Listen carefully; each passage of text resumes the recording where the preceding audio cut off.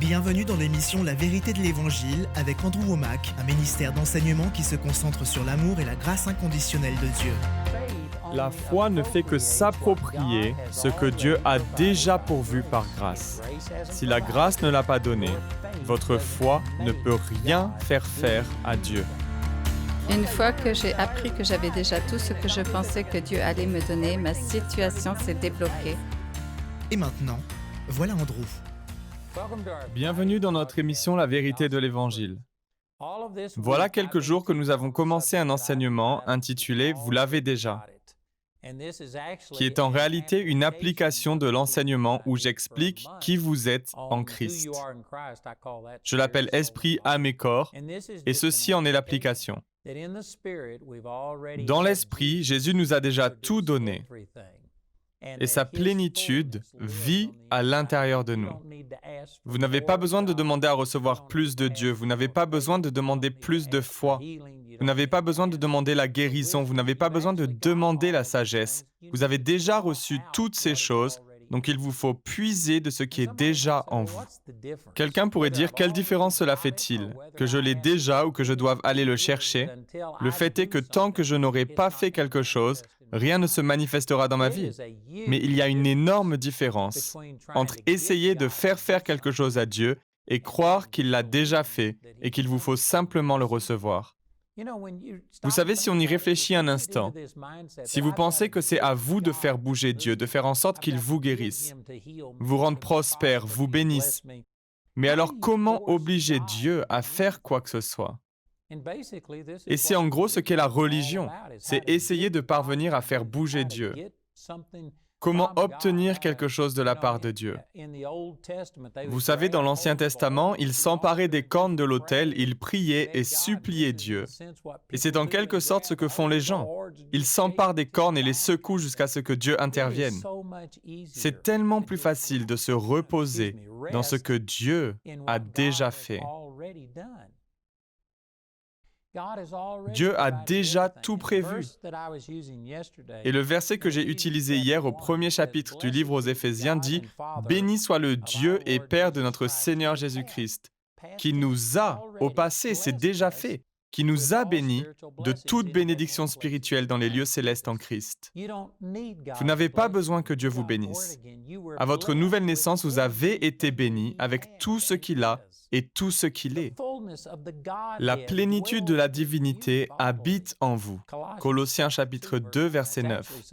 En fait, au verset 9, il est dit que c'est en Christ qu'habite corporellement la plénitude de la divinité. Et puis au verset 10, il est dit que nous avons tout pleinement en lui. Puisque la plénitude de la divinité habite en Jésus et que Jésus habite en nous, nous avons donc la plénitude de la divinité qui habite en nous physiquement.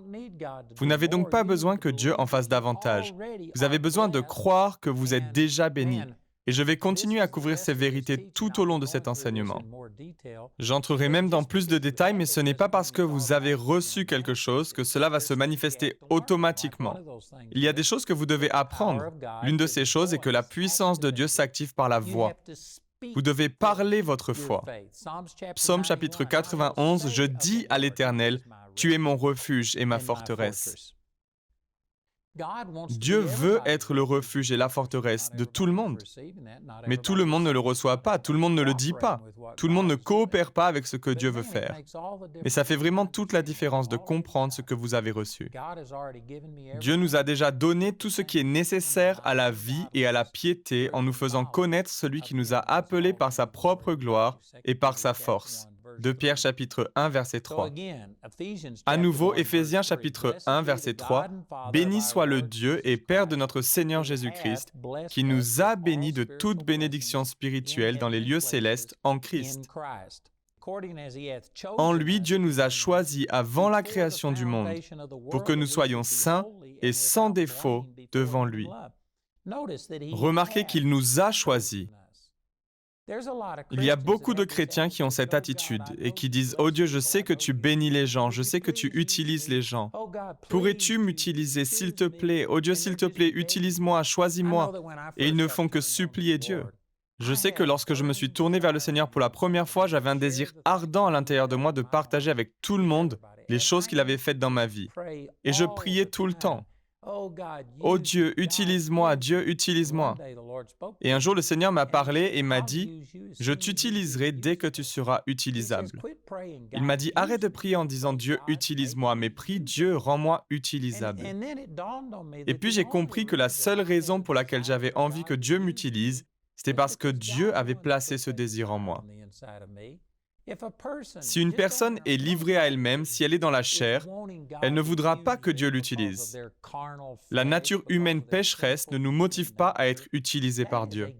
C'est un désir qui vient de Dieu, et Dieu est celui qui le place à l'intérieur de nous. Si vous désirez le réveil, vous n'avez pas besoin de supplier Dieu pour qu'il l'apporte. C'est Dieu qui a mis ce désir en vous. Et au lieu de dire « Oh Dieu, utilise-moi, oh Dieu, envoie le réveil » et ce genre de choses, apprenez simplement ce que vous avez reçu. Apprenez à coopérer. Commencez à laisser Dieu agir à travers vous. Et lorsque sa puissance sera à l'œuvre dans votre vie, vous aurez tout le réveil que vous voudrez. Dieu vous utilisera jusqu'à ce que vous n'ayez littéralement même plus le temps de manger. Vous n'aurez le temps de rien faire. Vous devrez changer vos prières et dire « Oh Dieu, donne-moi un peu de temps libre. » Amen. J'en ai fait l'expérience. Quoi qu'il en soit, Dieu nous a choisis avant la création du monde. Cela vous montre que ça n'a rien à voir avec vous. Dieu vous a choisi avant même de créer les cieux et la terre, de créer le monde et tout ce qui s'y trouve. Dieu vous avait déjà choisi en Christ. Certaines personnes se demandent comment cela fonctionne. Eh bien, à cause de notre compréhension limitée, nous ne pouvons pas tout comprendre, mais voici comment j'ai pu accepter cette vérité. Dieu a choisi Jésus pour être le sauveur du monde avant même qu'il ne crée le monde et avant que les hommes ne chutent. Le livre de l'Apocalypse en parle. Il y a d'autres endroits où il est dit qu'il était l'agneau offert en sacrifice, et ce dès la création du monde. Bien avant que les hommes ne pêchent, avant que tout cela n'arrive. Dieu ne nous a pas créés pour dire par la suite, après que nous ayons péché, il faut vraiment que je fasse quelque chose pour les racheter. Et il a eu cette idée de salut, d'envoyer son Fils Jésus pour qu'il paye pour nos péchés et soit la solution à nos fautes. Ce n'est pas ce qui s'est passé. Dieu savait que nous allions pécher. Dieu a anticipé tout cela. Et avant que nous ne péchions, avant qu'il y ait un besoin, Dieu avait déjà dans son cœur, dans son esprit, sacrifié Jésus, sacrifié l'agneau, et ce dès la création du monde. Et il avait aussi décidé que Jésus ressuscite des morts et soit le premier-né d'un grand nombre de frères, et que toute personne qui mettrait sa foi en Jésus et dans le paiement que Christ a effectué pour nos péchés serait acceptée par lui. Nous avons été choisis avant la création du monde en Christ. En d'autres mots, il a choisi Christ et toute personne qui choisit Jésus est également choisie parce qu'elle prend part à cet appel. Mais remarquez que tout cela s'est passé avant la création du monde. Dieu ne réagit pas à notre demande. Et je sais que cela peut sembler étrange et les gens pensent « Oh non, Dieu réagit aux prières. Il faut prier pour qu'ensuite il agisse. » Mais non, Dieu a déjà créé la provision. Disons par exemple que vous avez besoin d'un miracle financier. Saviez-vous que Dieu n'attend pas votre prière pour soudainement répondre à votre besoin? Il a déjà créé la provision. Il vous a déjà donné la force d'acquérir la richesse. Deutéronome chapitre 8, verset 18. Avant même que vous n'ayez besoin de cette richesse. Tout est fait. Et Dieu est disposé, capable et prêt à libérer sa puissance. Et le moment où vous priez n'est pas le moment où Dieu décide enfin de vous répondre. Au contraire, votre prière devrait être une réponse à Dieu. Vous devriez dire « Seigneur, je te remercie que comme il est écrit, tu m'as déjà béni de toute bénédiction spirituelle. Mais mon compte en banque ne le reflète pas, mon propriétaire l'ignore, le réservoir d'essence de ma voiture ne le sait pas. Il est complètement vide, j'ai besoin d'aide. Mais je sais que tu as déjà anticipé ces choses et donc maintenant, Père, je prie et je reçois tes bénédictions. Montre-moi où elles sont, montre-moi comment les obtenir. Montre-moi comment me saisir de la provision que tu as déjà préparée pour mes besoins. » Et lorsque vous adoptez cette attitude, ce n'est pas Dieu qui vous répond. C'est vous qui répondez au fait qu'il a déjà pourvu à vos besoins et qui vous saisissez de la provision. Imaginez que quelqu'un ait déposé 1 million d'euros sur votre compte en banque. et qu'il vous l'ait dit, qu'il vous ait envoyé une lettre vous informant qu'il a transféré 1 million d'euros sur votre compte bancaire. Vous ne l'avez pas gagné, vous ne l'avez pas mérité, c'est simplement un don, un cadeau. Mais même si cet argent se trouve sur votre compte en banque, savez-vous que votre réservoir d'essence ne va pas tout à coup se remplir? Cela ne vous permettrait même pas de manger. Vous n'en tireriez un bénéfice que si vous croyez que vous avez cet argent et si vous commenciez à faire des chèques ou des retraits. Vous pourriez avoir tout cet argent sur votre compte bancaire, mais cela ne vous servirait à rien si vous ne saviez pas qu'il est là et si vous ne faisiez jamais rien. Voilà en quelque sorte ce qu'est la prière. La prière, ce n'est pas dire « Oh mon Dieu, donne-moi », mais c'est dire « Père, merci d'avoir déjà pourvu. Je l'ai déjà reçu et je viens faire un retrait. Je vais activer ma foi par la voix. Je vais proclamer que Dieu pourvoit à tous mes besoins conformément à sa richesse avec gloire en Jésus-Christ. Je vais me lancer et créer cette entreprise où lorsque j'irai au travail, je travaillerai comme si c'était pour le Seigneur et non pour les hommes. Et ce que vous faites, vous ne le faites pas dans l'espoir d'obtenir une réponse de Dieu, vous le faites en réponse à ce que Dieu a déjà pourvu. Vous ne faites que recevoir. Et je sais qu'il y a des gens qui regardent cette émission qui pensent que je ne fais que de la sémantique. En fin de compte, si je ne sors pas pour travailler, si je ne fais pas quelque chose, si je ne prie pas, rien ne bougera. C'est vrai. Mais cette approche fait toute la différence. Dieu, je n'essaie pas de te contraindre à faire quoi que ce soit. Je ne te demande pas de faire quoi que ce soit. Je te remercie pour ce que tu as déjà fait et maintenant je décide d'agir par la foi en ce que tu as déjà promis, en ce que tu as déjà fait. Je n'essaie pas de te contraindre à agir. Il y a une différence. Revenons à l'exemple du million d'euros déposé sur votre compte bancaire. Vous savez quoi? Si vous ne croyez pas que c'est chose faite et que vous allez à la banque retirer par la foi, exiger ce million d'euros, mais que vous n'êtes pas vraiment sûr qu'il soit là, vous pourriez avoir des ennuis. Vous pourriez finir à découvert. Il pourrait même fermer votre compte, etc. Ce n'est pas la bonne manière de faire. Mais si vous saviez que vous possédiez ce million d'euros, il vous faudrait tout de même aller à la banque et effectuer un retrait pour pouvoir utiliser l'argent. Mais l'approche est totalement différente. Vous avez une assurance, vous avez confiance, vous avez la paix. Vous pouvez être dans le repos parce que vous savez ce que vous avez. Vous n'essayez pas de faire en sorte de le faire apparaître. Il y a une énorme différence. Il est dit ici qu'il nous a choisis avant la création du monde pour que nous soyons saints et sans défaut devant lui. Je pourrais passer toute cette émission à parler de ce seul verset. Je vais passer à autre chose. J'essaie de couvrir l'intégralité de ce premier chapitre, mais il vous faut méditer ces vérités. Elles sont puissantes. Au verset 5, il est dit que dans son amour, il nous a prédestinés. En d'autres termes, ce n'est pas qu'il va nous prédestiner. Dans la version Darby, il nous a déjà prédestinés pour nous adopter pour lui, par Jésus-Christ, selon le bon plaisir de sa volonté, à la louange de la gloire de sa grâce, dans laquelle il nous a rendus agréables dans le bien-aimé. Il l'a fait. Ce n'est pas quelque chose que nous essayons d'obtenir de la part de Dieu. Et à nouveau, je crois qu'une grande majorité de chrétiens disent « Oh Dieu, je désire t'être agréable. Oh Dieu, j'espère que tu acceptes ce que je fais. » Mais vous avez déjà été accepté. C'est déjà fait. Vous lui êtes agréable. Saviez-vous que le mot grec qui a été traduit par l'expression « rendu agréable » dans ce verset n'est utilisé que 2 fois dans toute la Bible? L'autre instance est lorsque l'ange Gabriel est apparu à Marie dans Luc chapitre 1 et a dit « Je te salue, toi à qui une grâce a été faite ». L'expression qui a été traduite par « à qui une grâce a été faite » vient exactement du même mot qui a été traduit par « rendu agréable » dans Éphésiens. Cela veut donc dire que nous avons déjà été rendus agréables, nous avons déjà reçu la grâce de Dieu. Vous avez reçu la faveur de Dieu, vous êtes déjà bénis par Dieu. Dieu vous a comblé, Dieu veut agir à travers vous plus que vous ne voulez qu'il agisse à travers vous. Dieu veut vous guérir plus que vous ne voulez être guéri. Il veut vous faire prospérer plus que vous ne voulez prospérer. Il veut que vos relations fonctionnent, qu'elles réussissent et s'épanouissent, plus que vous ne le souhaitez. Nous n'avons pas besoin de supplier Dieu et de lui adresser toutes sortes de demandes. Nous devons plutôt croire et dire « Père, tu as déjà accompli ces choses. Maintenant, je sais que tu agis à travers moi, alors y a-t-il quelque chose que tu veux que je fasse ou dise pour que cette guérison se manifeste, pour que ces finances arrivent, pour que cette relation fonctionne? Il va agir à travers vous. Et il n'y a plus cette tension et cette lourdeur quand vous cessez d'essayer de faire en sorte que Dieu vous bénisse. Il vous a déjà béni, vous êtes déjà accepté. Vous avez déjà la faveur de Dieu. Au verset 7, en lui, par son sang, nous sommes rachetés.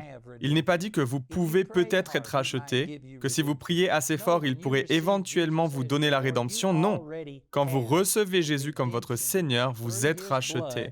Nous sommes pardonnés de nos fautes conformément à la richesse de sa grâce. Nous trouvons ici la définition de la rédemption. La rédemption, c'est la rémission des péchés. Vos péchés ont déjà été pardonnés. J'ai un autre enseignement sur ce sujet intitulé « La rédemption éternelle ». Si vous n'avez jamais entendu mon enseignement sur l'esprit, l'âme et le corps, j'en parle également en détail.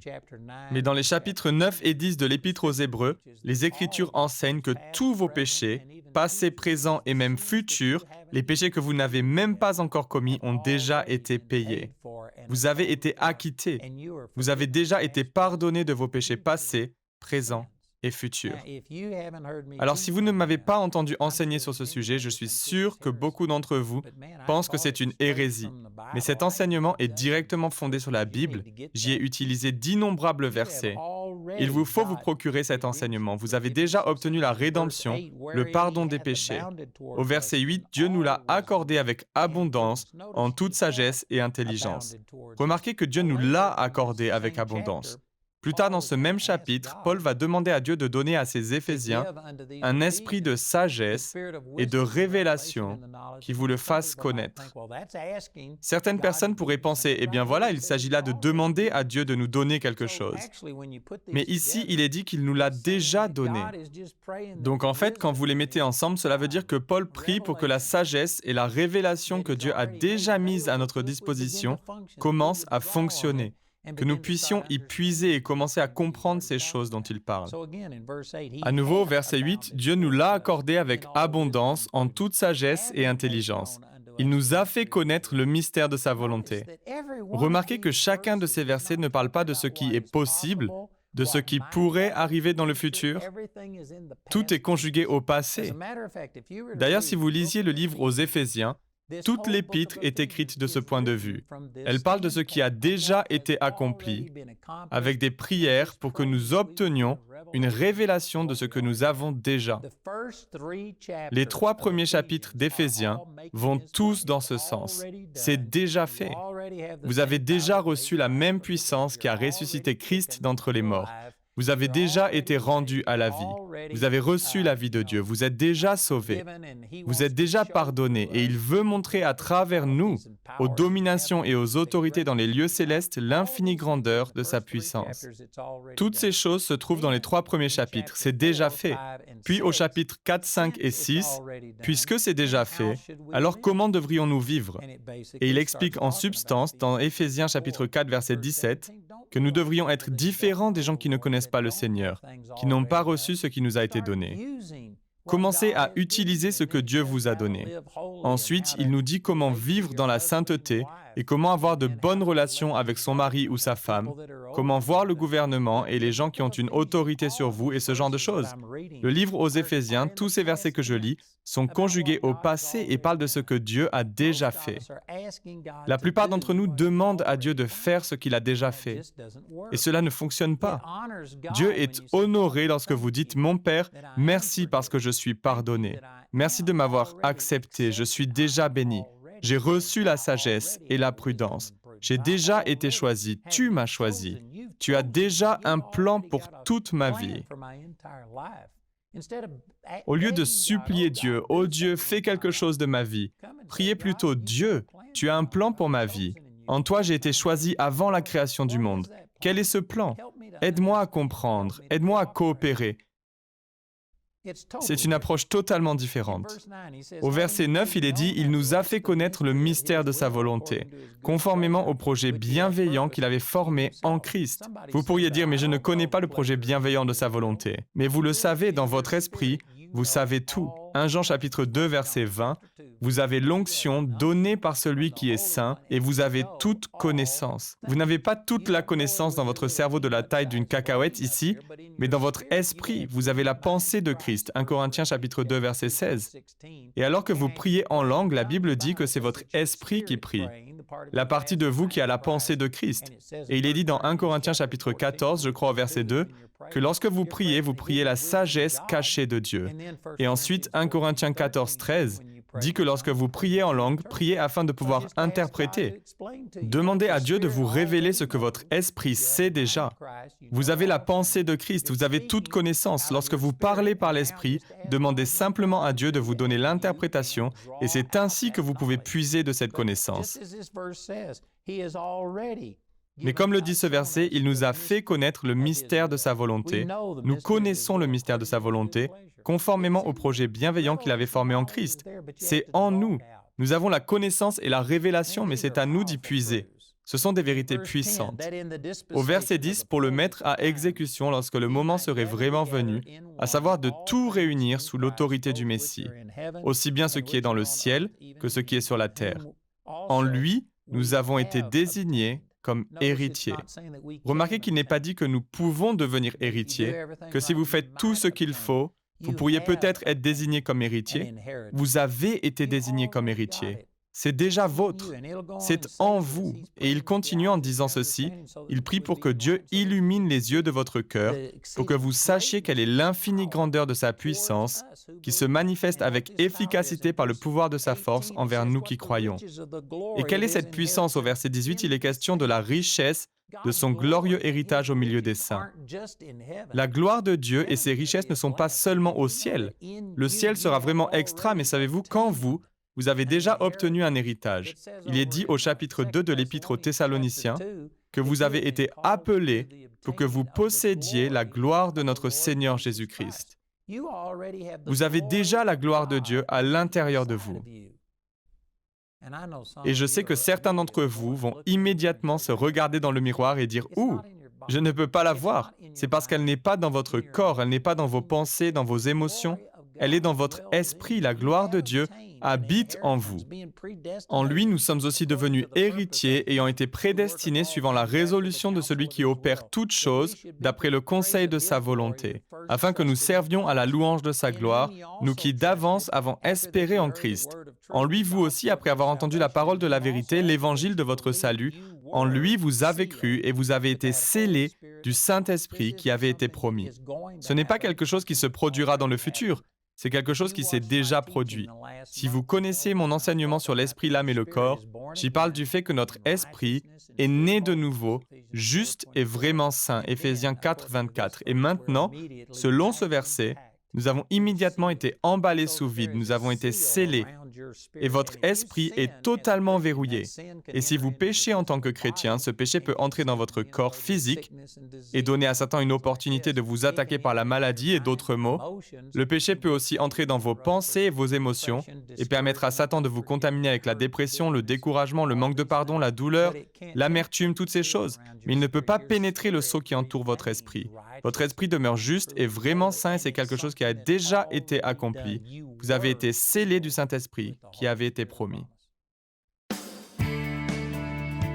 Le programme d'aujourd'hui fait partie de la série « Vous l'avez déjà ». Nous espérons que ce message vous a béni. Notre ligne téléphonique est ouverte aux heures indiquées à l'écran. Appelez-nous si vous avez des questions sur ce programme, si vous avez besoin de prière ou si vous désirez commander l'un de nos enseignements. Vous pouvez nous contacter au numéro qui s'affiche à l'écran. Ce programme a été rendu possible grâce au soutien financier de nos partenaires. Si vous souhaitez devenir partenaire, vous pouvez le faire en appelant ces numéros.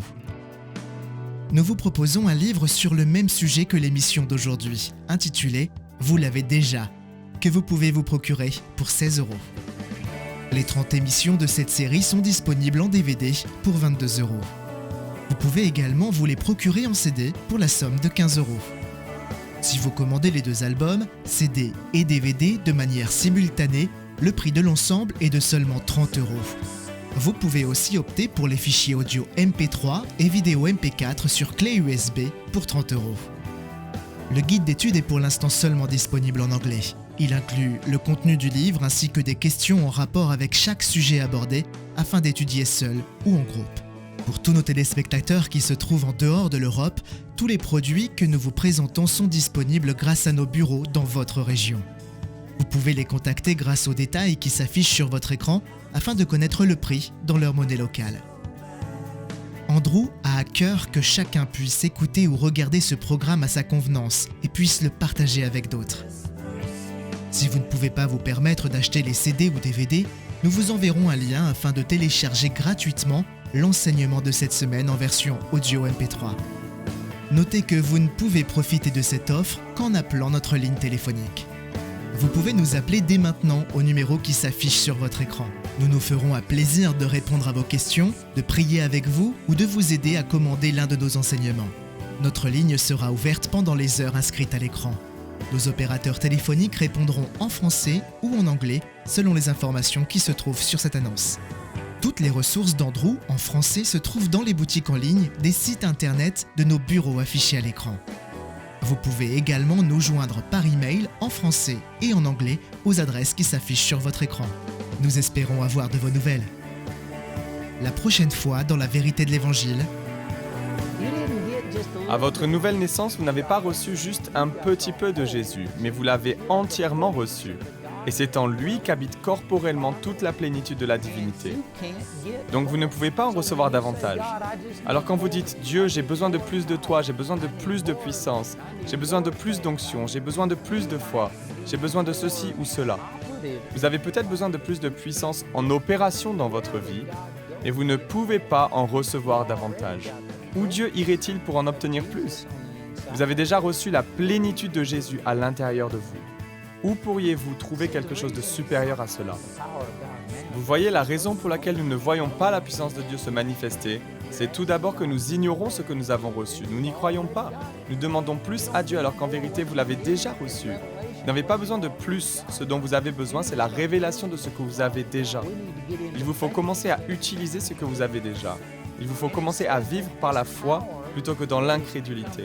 Et il est dit que cette puissance qui se manifeste envers nous est la même puissance qu'il a déployée en Christ quand il l'a ressuscité. Vous savez, je ne sais pas vraiment comment expliquer cela, mais si vous pouviez connecter la puissance de Dieu à une sorte de compteur qui pourrait la mesurer, comme un de ces compteurs à aiguilles qui se balancent de droite à gauche, imaginons que l'on puisse, d'une manière ou d'une autre, mesurer la puissance de Dieu. Je crois que la création de l'univers a été quelque chose d'extraordinaire. Mais c'est loin d'être aussi grand que la résurrection de Jésus d'entre les morts. Cette puissance ferait dérailler le compteur. Et l'une des raisons pour lesquelles je crois cela, c'est parce que lors de la création, il n'y avait aucune résistance. Rien n'indique que Satan existait à cette époque. Il était encore Lucifer, un ange bouin qui travaillait pour Dieu, et non contre lui. Il n'y avait pas d'ange déchu. Il n'y a pas eu de résistance à la création. Mais je peux vous garantir qu'à la résurrection de Jésus, Satan a mobilisé tous les démons de l'enfer. Il a monopolisé toute sa force afin d'empêcher Jésus de ressusciter d'entre les morts. Il y a donc eu une résistance lorsqu'il s'est agi de ressusciter Jésus d'entre les morts. Et donc ressusciter Jésus d'entre les morts, pas seulement son corps physique, mais faire sortir Jésus de l'enfer avec les clés de la mort et du séjour des morts suspendues à sa ceinture, voilà la plus grande manifestation de la puissance de Dieu qui ait jamais existé. Rejoignez-nous pour plus d'émissions La vérité de l'Évangile.